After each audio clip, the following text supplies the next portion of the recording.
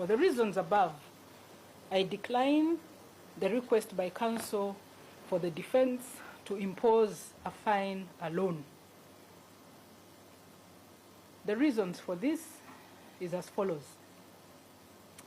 The highest penalty of a fine prescribed under Section 21(1) of the Anti-Corruption Act, which is the penalty for this offense or fine, is 160 currency points and comes to a paltry 3,200,000 shillings.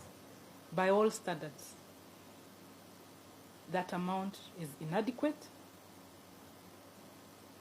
and I, at this juncture, wish to state that it may be useful for the legislature to consider or reconsider the ranges of fines that are prescribed in the law for corruption offenses. In my view, they are so low that they make it difficult to hand down to convicts in corruption cases. In fact, the convict often cannot benefit from the sole option of a fine because they are so low that they do not fit the crimes. And one of the principles of sentencing is that the offense, the sentence that is prescribed by the court must fit the crime that has been committed. So, the sentencing guidelines recommend a starting point of 3.5 years for the offense of abuse of office. I will use that as a guide for the offense of dealing with suspect property, for which no ranges are specifically provided.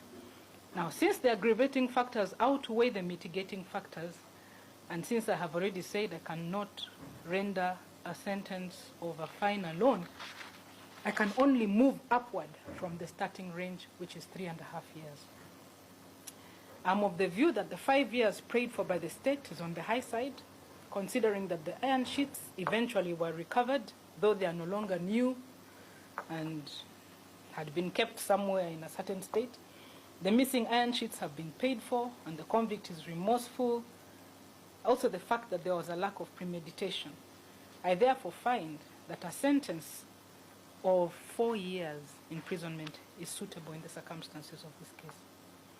Compensation orders are intended to provide immediate relief to victims of crime and alleviate the grievances of complainants. In light of what I have stated about the recovery of the iron sheets, I decline counsel for the state's application for me to order a compensation order.